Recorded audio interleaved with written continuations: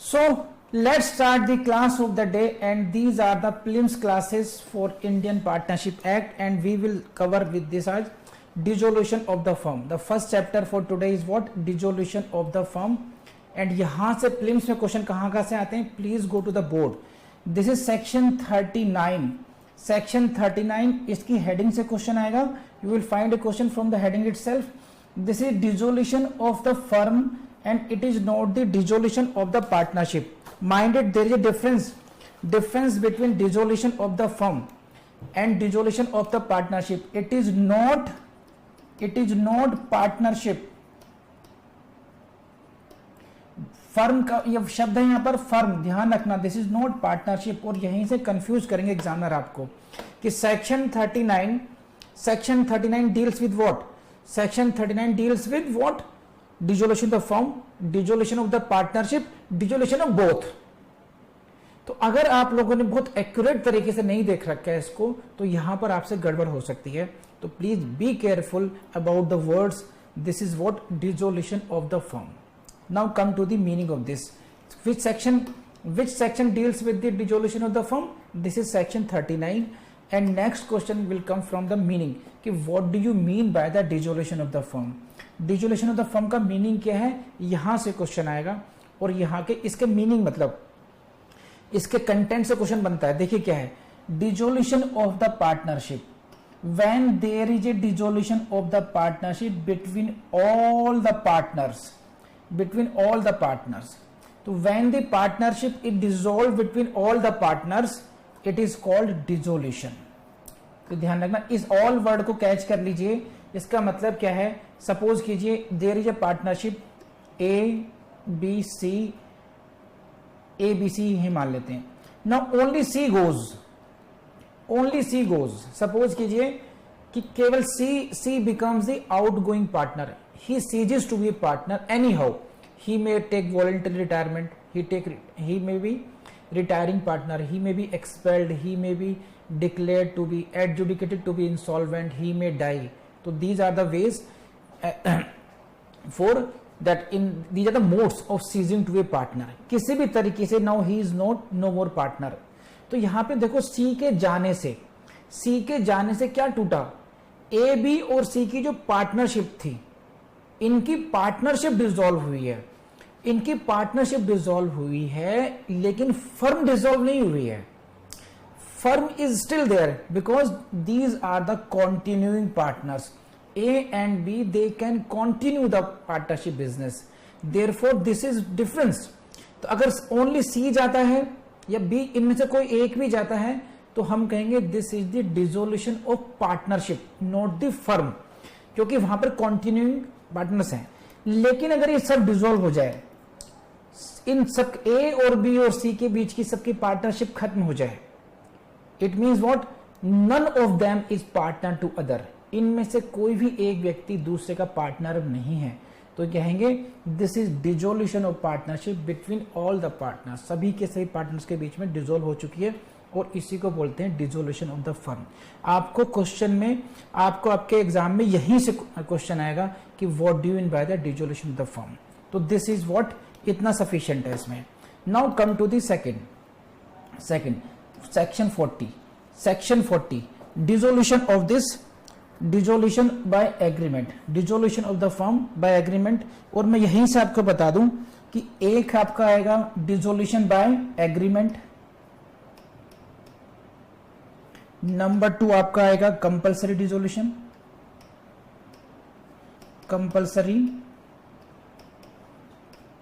Number 3 आपका आएगा on happening of certain contingencies, 4th by notice and 5 by court. ये 5 तरीके हैं. These are the modes of dissolution of the firm. किन किन तरीकों से एक फर्म को डिसॉल्व हो सकती है. तो यहां से भी क्वेश्चन आता है, यहां से भी क्वेश्चन आएगा कि what are the, which of the following are the modes of dissolution, which are not the, इस तरीके से तो आपको ये भी एक तरीका है, ये आपको पता होना चाहिए। सेकेंडली आपको हेडिंग्स रटना चाहिए 40, 41, 42, 43, 44 इस तरीके से कि कौन से सेक्शन में कौन सा मोड ऑफ डिसोल्यूशन दिया गया है। They can ask you question, next question in your prelims by the, कैसे वो आपसे पूछेंगे, करेक्टली मैच कीजिए आप। डिसोल्यूशन बाय एग्रीमेंट कौन से सेक्शन में है, डिसोल्यूशन बाय नोटिस कौन से में है, डिसोल्यूशन बाय कोड कौन से सेक्शन में होगा, इस तरीके से आपको करेक्टली मैच करना पड़ेगा। तो जब प्रीलिम्स की तैयारी करेंगे आप तो इस तरीके से हेडिंग भी रट लेना, उनके प्रॉपर सेक्शन बिल्कुल बहुत अच्छी तरह से रटे होने चाहिए, इतने अच्छे रटे होने चाहिए कि कोई आपसे चुटकी बजाए और तुरंत आप 5 सेक्शंस यूं बता दे कि इसमें ये है, इसमें ये है। जब तक वो परफेक्शन नहीं आए तब तक ओम नाम की तरह जैसे जपते हैं वैसे के वैसे इन सेक्शन को अपने मन में दिमाग में खाते पीते गाते गुनगुनाते इसी का गाना गाओ बस, और कोई गाना नहीं होना चाहिए आपके पास। तो ये ध्यान रखना। Section 48 dissolution by the agreement. Next you read the language, read the language. Again you will see the question from the language. This is what a firm may be dissolved by the consent of all the partners. This word is very important. This is one of the mode, and second is what, in accordance with the contract between the partners. So there are 2 modes by agreement. Number 1, by the consent, with the consent of all the partners. तो ध्यान रखना consent of majority नहीं है, 2/3 majority नहीं है, कोई और भी किसी प्रकार की मेजोरिटी की बात नहीं कर रखी यहाँ पर। The word is what, consent of all. तो क्वेश्चन कैसे पूछेंगे, अंडर सेक्शन 40 ए फर्म में be dissolved, option A by the consent of majority of the partners, number 2 by the majority of all, by the consent of all the partners, like this.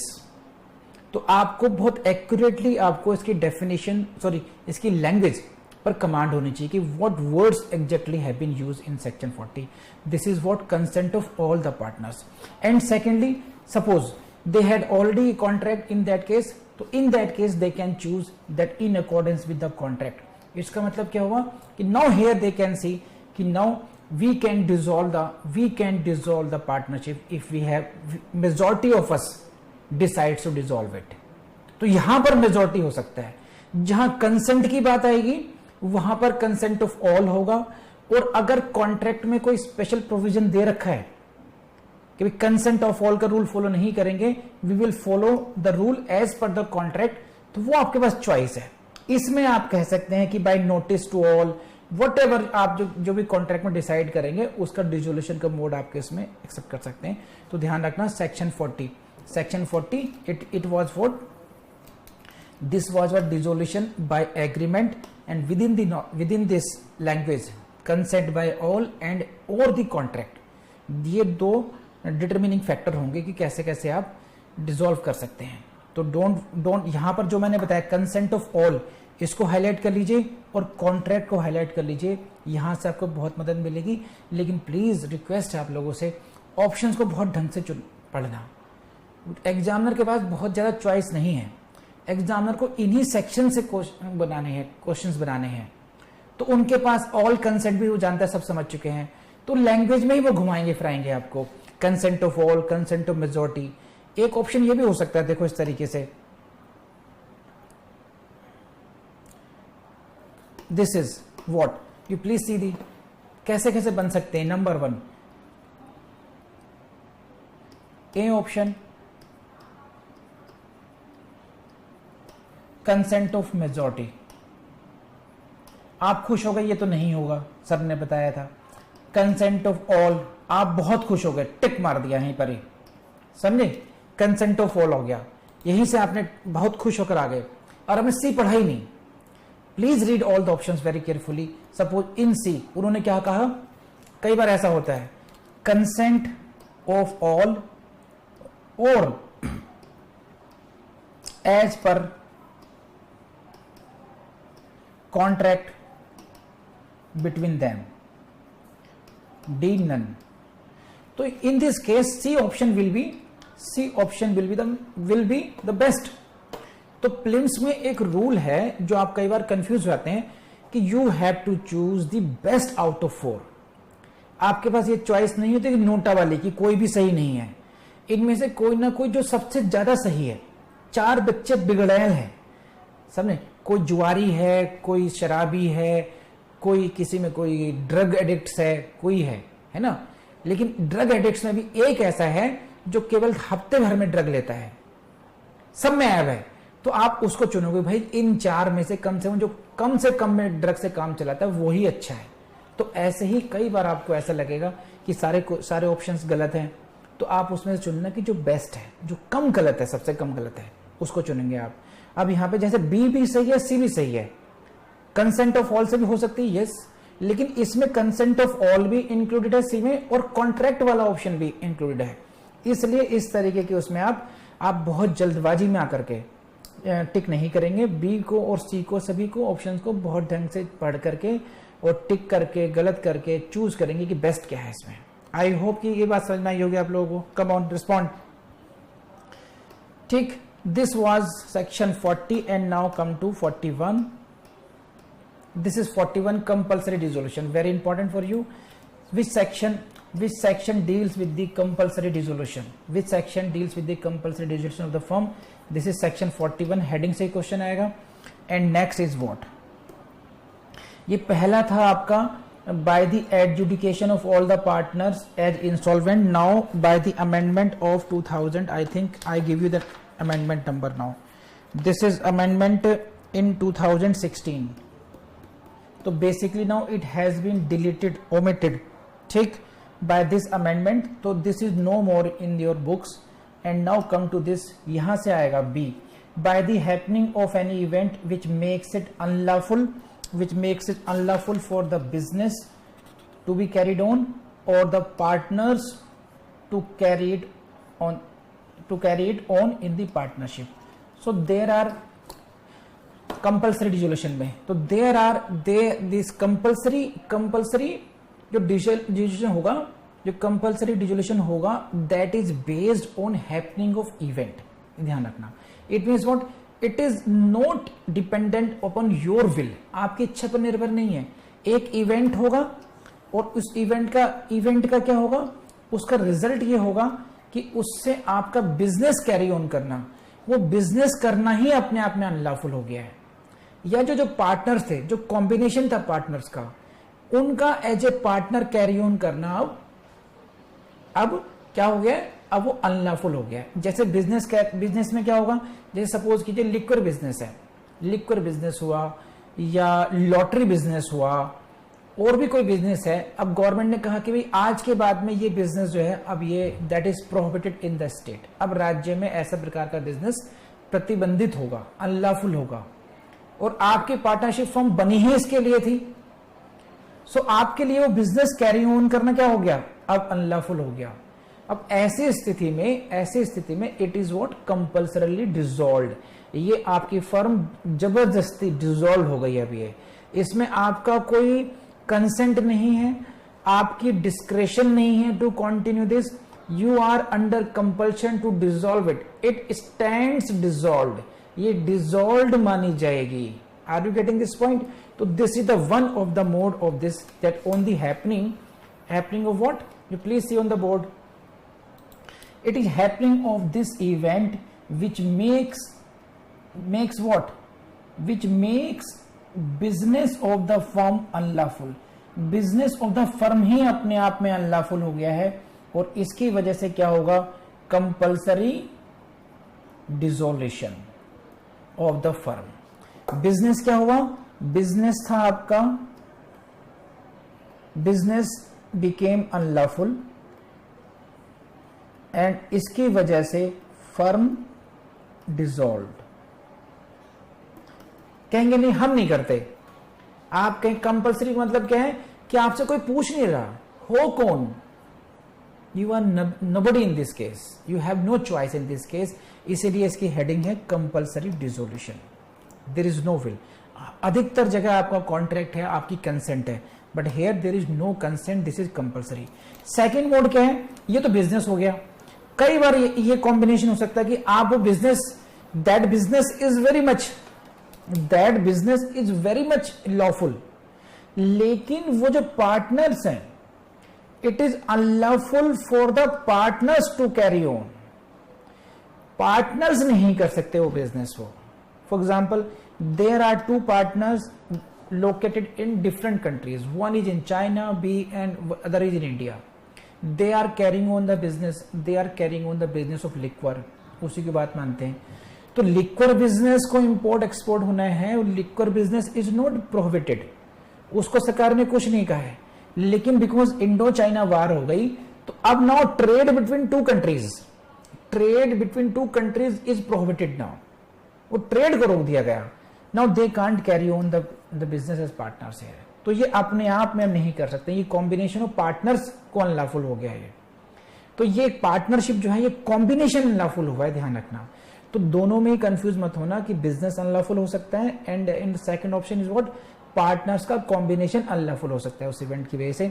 And in both contingencies there the result will be what, compulsory dissolution of the firm. Section कौन सा होगा, section होगा 41 compulsory dissolution. ठीक कर लेंगे। Second list में आ जाइए प्रोविजियो पर, यहां से डायरेक्ट क्वेश्चन बनने की संभावना कम है, लेकिन फिर भी अंडरस्टैंडिंग बेस्ड क्वेश्चन आ सकता है। कैसा, और ये बहुत लॉजिकल है, बहुत नॉर्मल है। क्या, when you are carrying on more than one businesses, where more than one separate adventure or undertaking is carried on by the firm. So this is one adventure, making films, publishing books, selling liquor. तो these are more than one separate adventures, 3 व्यापार में आपकी firm लगी हुई है। ठीक, then this liquor business LB is being declared unlawful. So what will be the consequence upon these two, film making and publishing of books? So illegality of one or more shall not of itself cause the dissolution of the firm in respect of its lawful adventures and undertakings. Meaning thereby जो हमारे lawful adventures थे ये दो, इनके लिए firm not dissolved। ठीक, इनके लिए फर्म डिसॉल्व नहीं होगी, तो firm will stand dissolve only for the unlawful. तो जैसे आपने देखा था पहले उसमें कि अगर आपका सिंगल एडवेंचर है, एक ही बिजनेस कर रहे हैं आप और वो अनलॉफुल हो गया तो आपकी firm dissolve, God can not save it. ठीक, but if you are carrying on 2-3 businesses और उसमें से एटलीस्ट एक बिजनेस ऐसा है जो लॉफुल रहता है, एटलीस्ट वन बिजनेस, बाकी बिजनेस भले अनलॉफुल डिक्लेयर हो गए हैं, तो in respect of that lawful adventure business your firm is not dissolved. केवल बाकी को अनलॉफुल कर दिया गया है, बाकी बिजनेस को अनलॉफुल डिक्लेयर कर दिया गया है, केवल इस वजह से आपकी फर्म लॉफुल बिजनेस के लिए डिसॉल्व नहीं होगी। तो इसकी अंडरस्टैंडिंग से क्वेश्चन आएगा। तो यहां तक समझ में आया नहीं आया बताइए। 41 complete. Come to the section 42, this is section 42 dissolution on the happening. हाँ, 41 में एक बात थी, ध्यान रखना था, आई फॉरगॉट समझाने के उसमें। यू सी 41 की लैंग्वेज में आप देखेंगे nowhere you will find a word subject to the contract. It means what, you cannot avoid these, अरे ये क्या हो गया, you cannot avoid this compulsory dissolution by any means, you cannot contract to the contrary। Section 41 में जो dissolution है इसमें ध्यान रखना, यहां से क्वेश्चन बनता है आपके लिए कि क्या कंपल्सरी डिसोल्यूशन को आप सब एक कॉन्ट्रैक्ट करके अवॉइड कर सकते हैं? नो, इसमें कंपल्शन का मतलब है लीगल कंपल्शन है, you have no choice in that, you can not avoid such kind of dissolution even by entering into contract because it is not subject to the contract. Now you see the 42 में क्या, dissolution on happening of certain contingencies, कि contingency means certain events, कि एक dependent हो गया, if this happens your firm will be dissolved. समझे, यहां पर भी है 41 में भी और 42 में देयर इज सिमिलैरिटी। वहां पर क्या था, कंपल्सरी डिसोल्यूशन था, वहां पर क्या था, on happening of any event, firm is by happening of any event, वहां पर भी कंटिजेंसी थी 41 में भी, 42 में भी कंटिजेंसीज है कि ऐसा अगर होगा तो आपकी फर्म डिसॉल्व हो जाएगी, लेकिन कंपल्शन नहीं है। बड़ी लैंग्वेज, क्यों, कंपल्शन को पहली लाइन से हटा दिया गया, subject to the contract between the partners, कि इन कंटेंजेंसीज पर, जिनको हम पढ़ेंगे अभी, इन कंटेंजेंस पर आपकी फर्म डिसॉल्व हो जाएगी, ऑटोमेटिकली डिसॉल्व हो जाएगी, लेकिन you can avoid this kind of dissolution by entering into contract that is the subject to the contract between the partners. Contract with the contrary कर लीजिए, जैसे कौन सा है, पढ़िए रहा, इस लैंग्वेज को पढ़िए, इसके अंडरस्टैंडिंग से क्वेश्चन आएगा। A firm is dissolved if constituted for a fixed term by the expiry of that term. This firm was constituted for the fixed term, say it was fixed for 5 years, then on the expiry of these 5 years this firm will be dissolved। इसी को समझिए, इसको अच्छी तरीके से, अब इसी की अंडरस्टैंडिंग को हम लोग बाकी सब में अप्लाई कर देंगे। तो ये पहली कंटिजेंसी है कि if this firm was constituted for 5 years, it may be constituted for 10 years, 20 years, it may be any term, fine. Now that time has lapsed now, वो 1 साल की जो मियाद थी, 2 साल 5 साल जो भी आपने फिक्स किया था कि हम 5 साल तक बिजनेस करेंगे, वो टाइम अब खत्म हो गया है।